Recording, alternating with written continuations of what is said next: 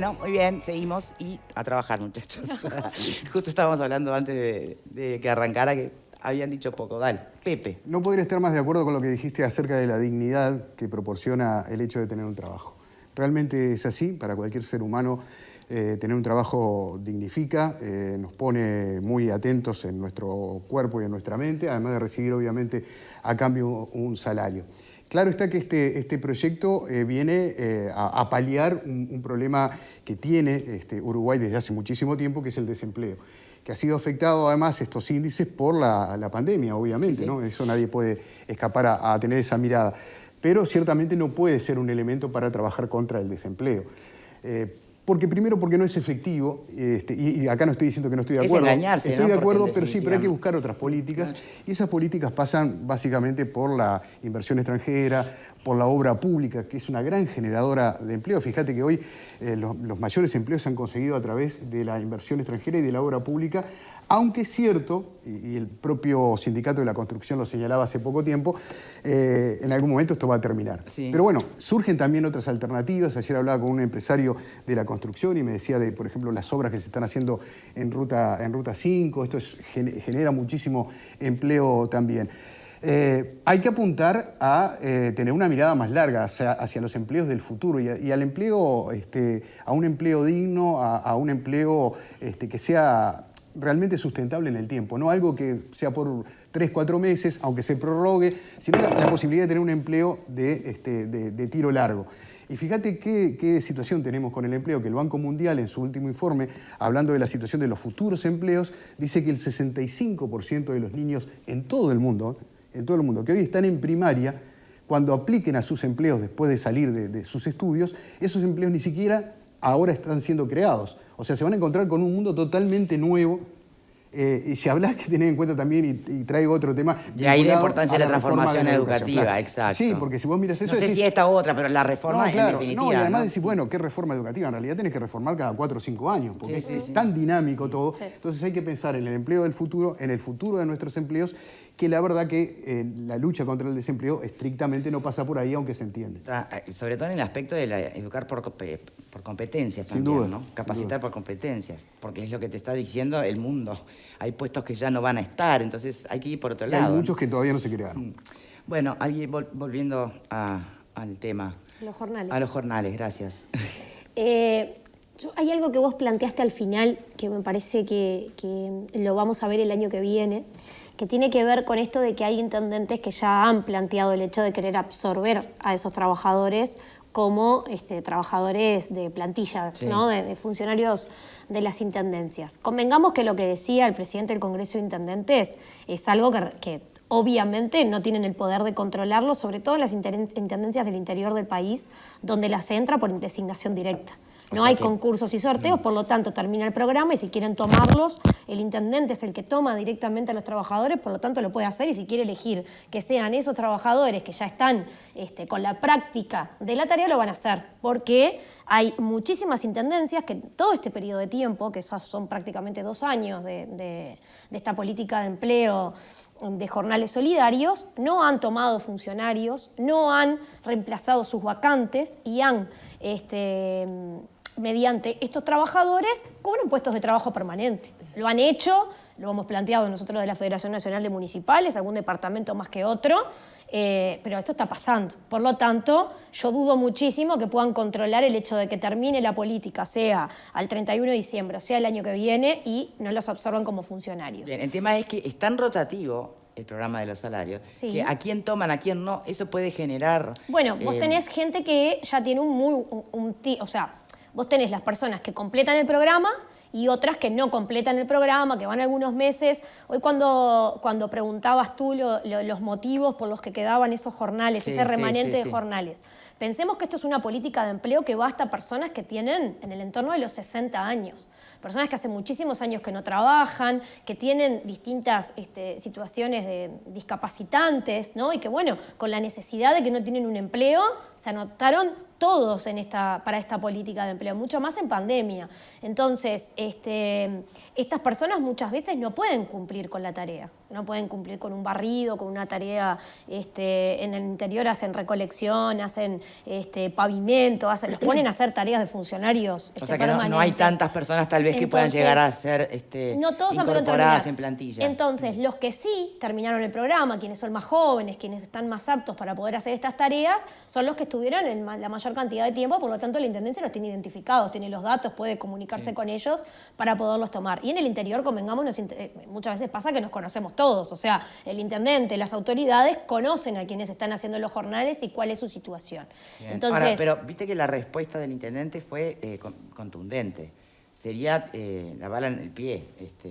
Sí, convengamos, a ver, este programa tiene mucho de demagogia, ¿no? O sea, demagogia desde el punto de vista del pedido sistemático de renovación, que generalmente los hacen los intendentes del Frente Amplio. Entonces, para mí tiene un contenido de demagogia, una política que hace el gobierno nacional, que tiene un motivo, una duración. Siempre son los mismos los que piden la renovación, como para decir, miren, yo estoy pidiendo que se queden más meses, ¿no? No estamos en el 2024 para la campaña electoral, pero acá sabemos que en Uruguay hay campaña electoral siempre. Por lo tanto, miren, yo soy el que les asegura trabajo cuando no hay trabajo. Después, esto de potenciar los departamentos del interior. El que lo encabeza es Lima, los departamentos del litoral. Sí. Lo encabeza Lima, también utilizando una política que es del gobierno nacional.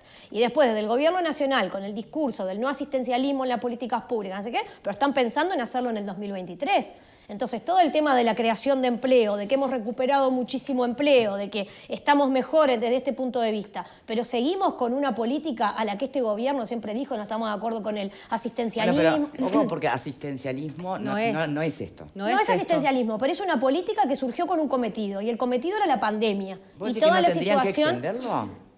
En realidad no, estas personas deberían de tener dentro del programa cómo van a pasar al mundo del trabajo real, ¿no? Porque esto es una política que es quincenal, no es un trabajo mensual, no, son 15 días pero y lo 15 planteas días. como un plan demagógico porque en realidad no termina de solucionar nada más que parchear la emergencia del momento. Yo te lo digo, entonces no hay que extenderlo aun cuando cumpla esa mera función. Yo te lo digo frontalmente, nosotros nos hemos reunido con ellos porque ellos nos han pedido reuniones, han ido al PIT-CNT a plantear la necesidad de tener un puesto de trabajo permanente. Sí, bueno, pero eso lo puede plantear todo el mundo, el puesto de trabajo permanente. Lo que no está planteado en este programa, que el objetivo era cuando mejorara la situación económica, surge en pandemia, cuando mejore la situación económica, la idea es que estas personas puedan sumarse al mundo del trabajo, digamos, poder acceder a un trabajo.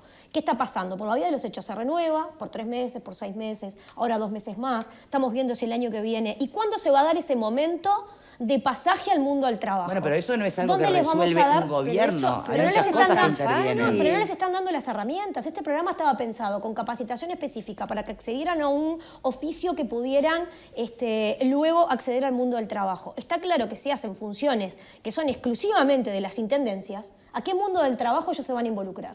¿A dónde van a trabajar? Entonces, si no los van a tomar, es medio contradictorio, ¿no? Si se están planteando que no los van a tomar en las intendencias.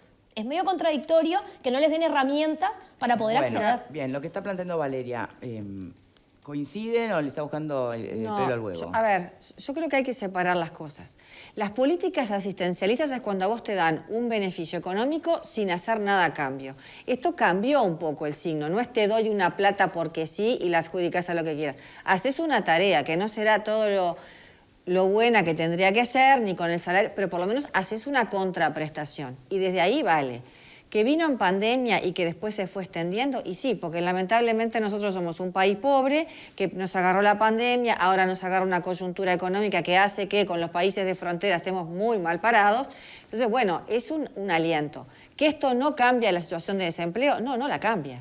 Ahora, no es un tema de voluntad. Cuidado porque en los números aparece. Sí, claro que sí, son 15.000. Cambian los números, por eso hay que tener Pero es muy cuidado, poquito. ¿no? Población económicamente activa, 1.600.000. No es un número tan... A ver, no quiero hablar de números cuando hay gente que no tiene trabajo, pero lo digo pensando en los números y el impacto que puede tener. Es muy bajo. Entonces digo, a ver, es cierto, tendría que haber empleo. Ahora, tenemos otro problema, que es el cambio que se está haciendo en el mundo del empleo y la cantidad de trabajos que ya no se están, de alguna forma, sosteniendo. Cajeros de supermercado, vendedores de boletos en los ómnibus. Entonces, eso implica una reingeniería del sistema de trabajo que va a haber que pensarlo de alguna forma y que va vinculado a lo que comentabas vos, Pepe, de pensar nuevos puestos de trabajo. Sí. Ahora, en el interín, y bueno, no es la solución ideal, pero es una buena cosa para estas personas. Porque ¿qué opción le das?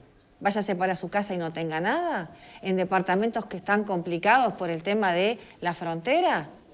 Esto es nacional, no es solo para la frontera. Estamos la frontera de acuerdo, pero viste que la realocación va a ser en los departamentos que están con problemas de frontera. Y vos hablas del problema de empleo. El problema de empleo no nació en la pandemia. En el gobierno del Frente Amplio ya había problemas de empleo. Sí, pero se agudizó con la pandemia y se está agudizando ahora con la situación con Argentina. Si vos ves la relación precios Uruguay-Argentina, ¿sí?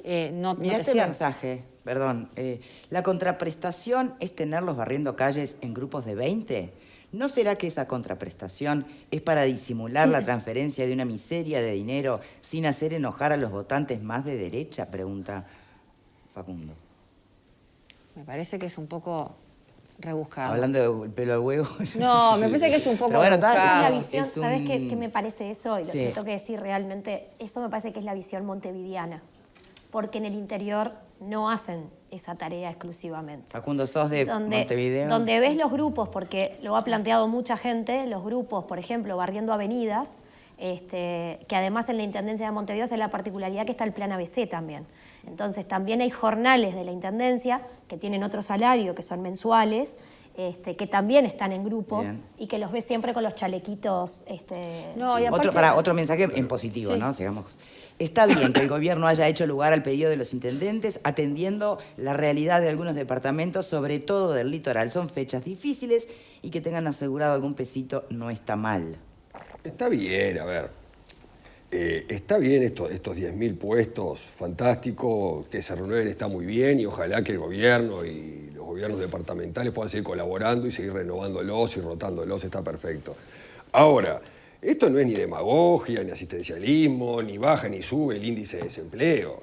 Porque yo escucho por ahí que se hace mucha política con esto, inclusive se llegó a decir que se iban a mantener estos puestos de trabajo a los efectos de que no suba la tasa de desempleo, que es un disparate, es un relato que se quiere crear con ignorancia de los datos objetivos. A mí me gustan un poco los números y por eso voy a tirar 3, 4 numeritos nomás para tener una idea de lo que estamos hablando. La cantidad de puestos cotizantes que existía a septiembre del 2022 es 1.475.340. Y los puestos cotizantes en el año 2019 fueron 1.467.076. Por lo cual, 10.000 puestos de trabajo más o menos no mueve absolutamente la aguja, ni se busca hacer política, ni el Instituto Nacional de Estadística intenta cambiar los números. El informe de la OIT indica que para el año 2022, cuando finalice este año, se van a perder 54 millones de puestos de trabajo. Es a nivel mundial esto, señores.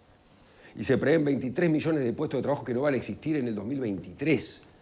En Latinoamérica, en la región, son 26 millones de puestos de trabajo que se perdieron. Y esto no fue el gobierno multicolor que hizo que se perdieran los puestos de trabajo, ¿no? Vamos a entenderlo, ¿no? Porque todos le echan la culpa, lógicamente, al gobierno multicolor.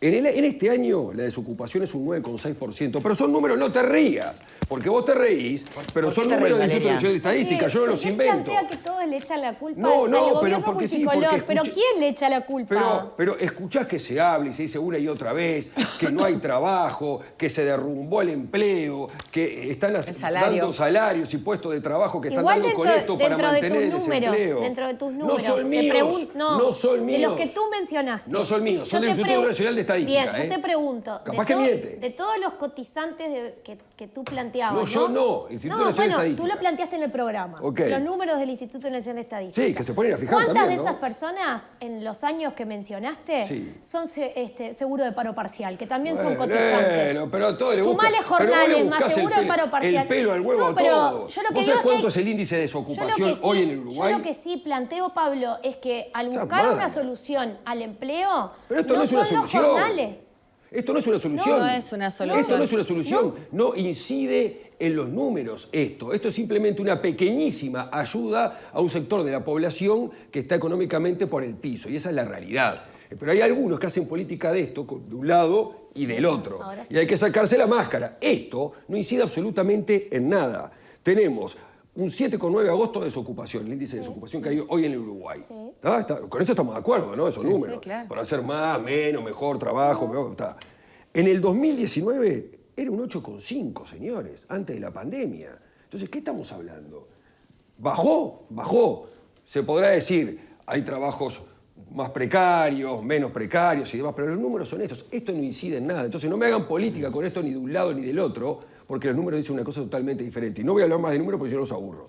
Bueno, bien, dejamos por acá entonces, si les parece, ¿no? Porque en definitiva creo que es, más allá de más o menos demagogia, nadie puede protestar realmente, me parece, por esto. Y tampoco nadie llevar la bandera de la política de empleo a través de esto. Creo que ni el gobierno lo hace. O sea, No, está para clarísimo. nada. El Es Mieres una ha dicho ayuda. que no es esto una Exacto, política de empleo. exactamente. Es una